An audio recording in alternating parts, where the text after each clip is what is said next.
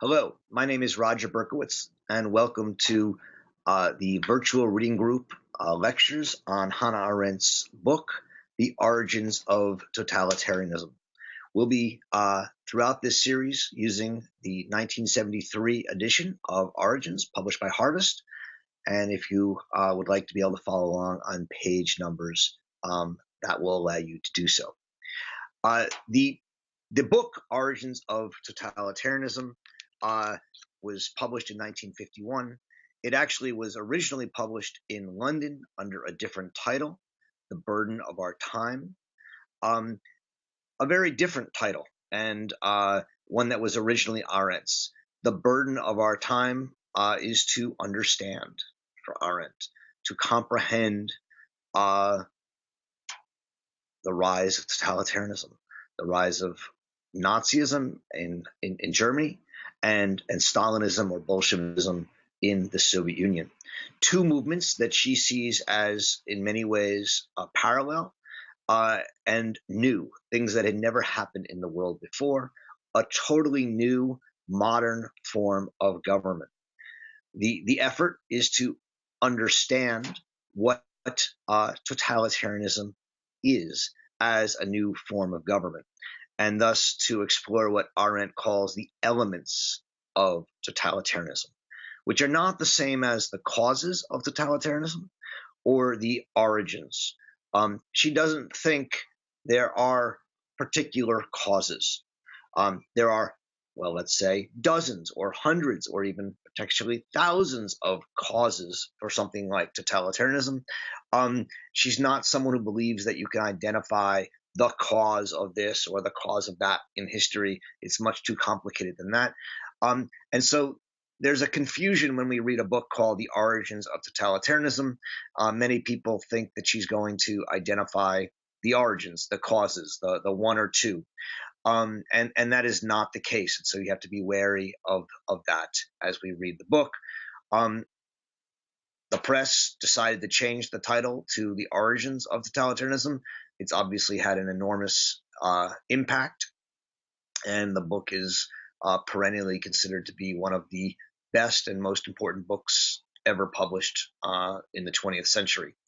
The book is divided into three smaller books.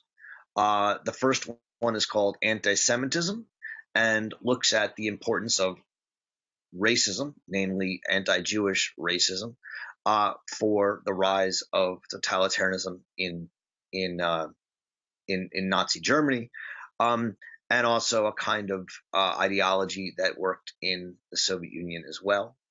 The second, and in my opinion, and I think many people's opinions, the most important part of the book is titled Imperialism, and it ties the rise of totalitarianism to the idea of infinite expansion in politics, namely this idea that political borders are not limited to nations or states, are not bounded, but expand infinitely to a world politics. That erasure of limits, that there can be a total idea that is true beyond the nation state, is for Arendt an essential idea underlying totalitarianism. What is called imperialism in this book bears many relations to, although it's also different from, and we'll talk about that as we read the book, globalization. And so this idea of a globalized world, an imperialist world in which nation states are in retreat, is very much what Arendt is engaged in and talking about. And that we will talk about in the section on imperialism. So one of the theses of the book is that totalitarianism is not a nationalist movement, but is an internationalist movement.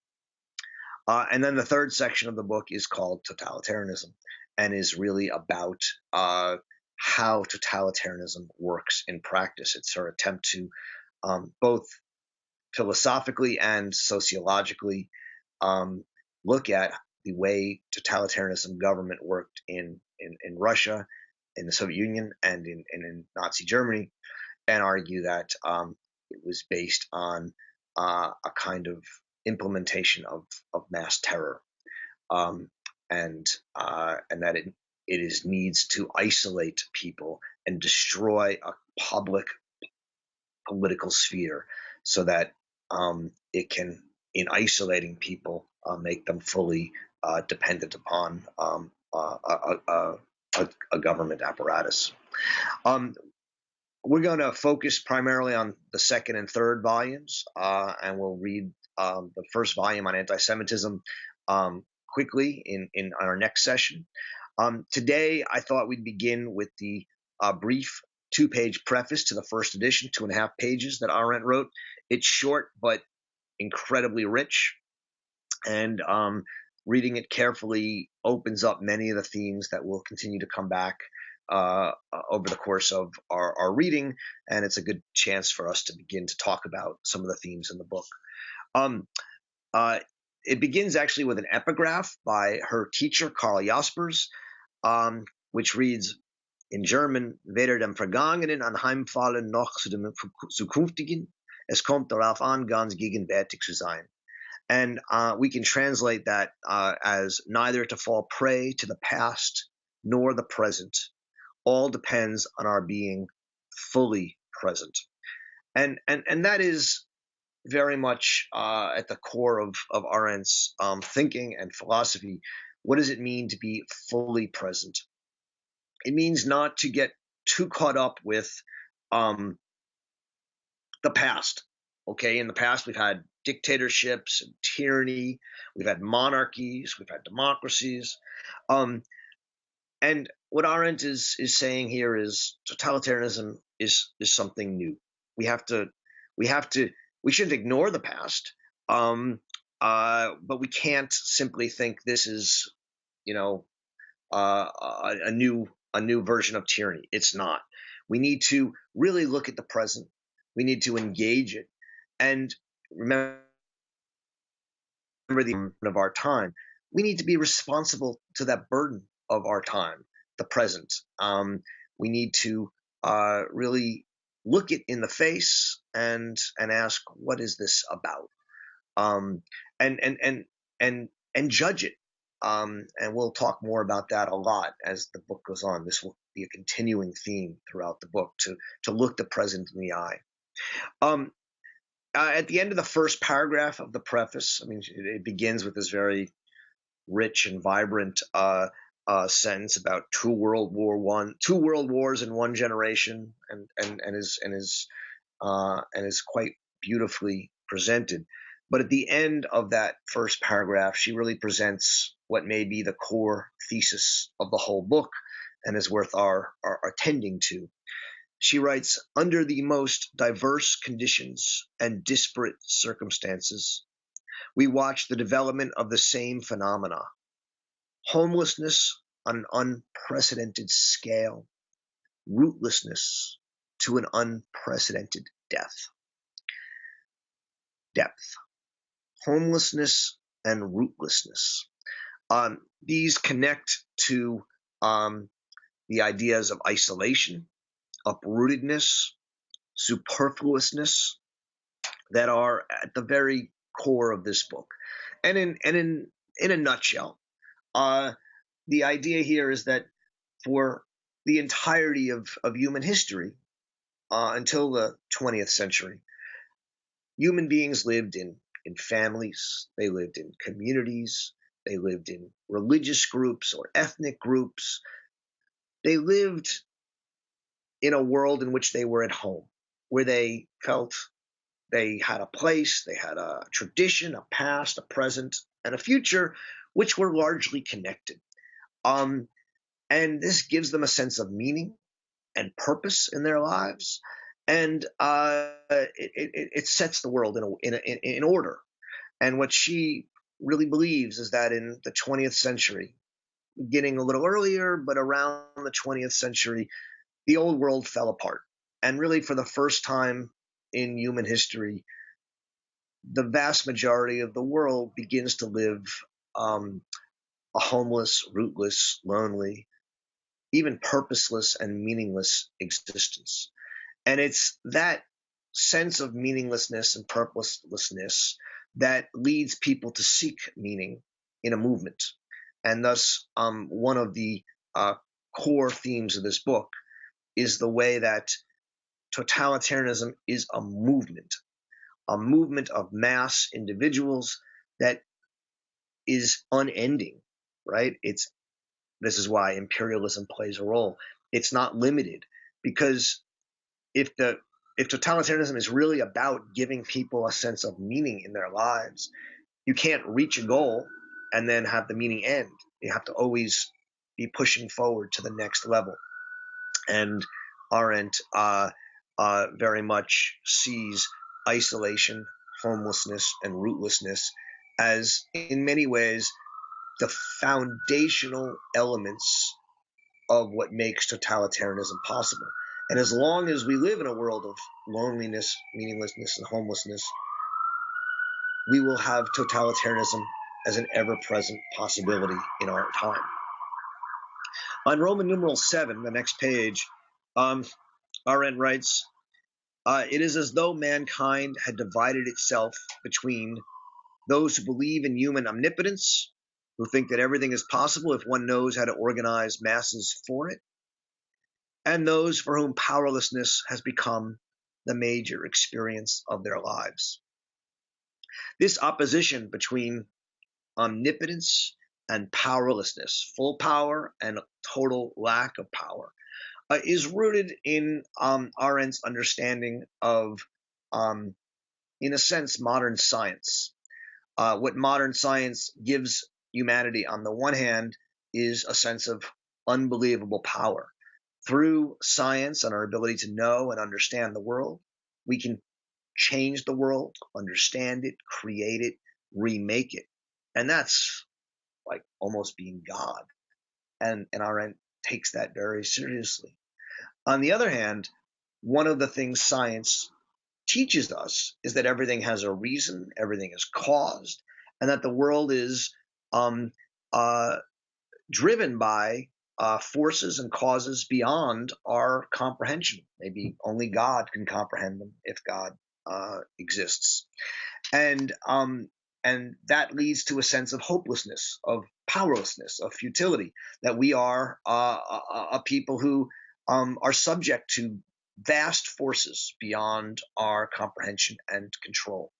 And it's this opposition between powerlessness and powerfulness that Arendt thinks infects us as modern individuals, and is very much behind but both powerfulness, the idea that we can remake our world, is part of the idea of totalitarianism, and this powerlessness, that we're subject to forces, so that on the one hand, we're excited by and attracted to totalitarian movements, and also feel like we can't stop them.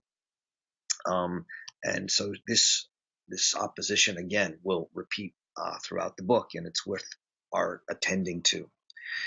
To me, my favorite sentence of the preface is on page 8, Roman numeral 8, where she says, "Comprehension does not mean denying the outrageous, deducing the unprecedented from precedents, or explaining phenomena by such analogies and generalities that the impact of reality and the shock of experience are no longer felt. Comprehension," she continues, "in short, means the unpremeditated, attentive facing up to and resisting of reality, whatever it may be." So the first part of that quote says that comprehension, understanding, which is what we're trying to do in this book. This book is an attempt to understand totalitarianism, does not mean denying the outrageous or deducing it from precedents. Totalitarianism is new. It's never happened before. It's outrageous. And we have to take that outrage seriously. Arendt talks at other times about when she really first learned about the camps, she simply couldn't believe it. She couldn't believe that such a thing would happen. And part of what this book is about is an attempt to confront it, comprehend it, believe it, and not deny the fact that it's outrageous. That it was, before it happened, no one could imagine this happening. Yeah, there have been wars and there have been massacres. There have been lots of bloody and terrible things in the history of humanity. But what she's saying is totalitarianism was unlike any of them. It was bureaucratic mass killings in a rational, intelligent way by educated people who thought they were working towards a utopia. That, she says, is new, and it's outrageous. And yet we can't turn away from it, and we can't say it's like what happened in the past either. We need to accept it in its outrage.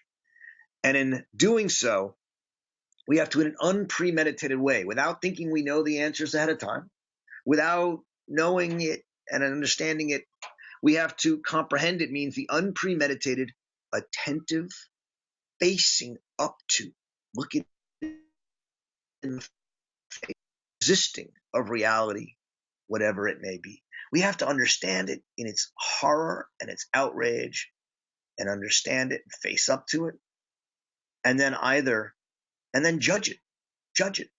Either we reconcile ourselves to it and say, I can live in a world like this, or we have to resist it.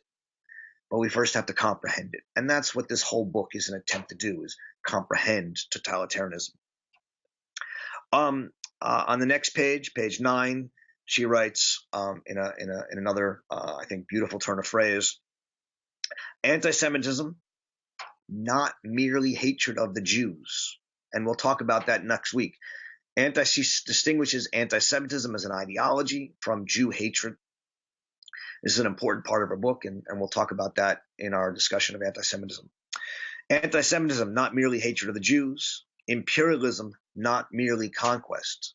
And I said before, imperialism is not just conquest, it's an ideology of infinite expansion. Totalitarianism, not merely dictatorship, something new. One after the other, anti-Semitism, imperialism, totalitarianism, one more brutally than the other, have demonstrated that human dignity needs a new guarantee which can be found only in a new political principle, in a new law on earth. And then this is another of the key ideas of the book, that for millennia, there's been an idea of dignity, human dignity, that there's something about humans that is sacred. The Romans found dignitas in nobility. The Christians found dignitas in man's being in the image of God. The rationalists, like Kant, found human dignity in man being a rational being, and thus not a means to an end, but an end in himself. And what she says here is that throughout history, there was something dignified about man that made man, in some sense, sacrosanct. And we've entered an age in which it is perfectly plausible, and now has happened, in which governing bodies, governments, have made the decision simply to not eliminate this man or that man, criminals or problems, but simply kill off whole segments of the human race because they find it valuable to do so. And we have to give up, she says, the idea that human dignity means something today. And we have to take that seriously. In a sense, that's one of the hardest insights of this book to accept. And it lies behind probably the most famous chapter of the book, chapter 9, in which she's deeply critical of human rights and the human rights tradition. because the human rights tradition does not accept this fact that today human dignity has been undermined. And it simply tries to say there is a human dignity. And she says, well, if anything the 20th century has shown us is that doesn't work. And we need to take that seriously, and we need to confront it. And what we need, she says, is a new political principle, a new idea that will, in a sense, replace the loss of human dignity. And that's what the book is striving for. I'll end there. And I would say that this is a hard book. It's a long book, but it's one of the most relevant books to our current period right now. And I very much look forward to begin speaking with you about it. Enjoy reading Hannah Arendt. Thank you very much.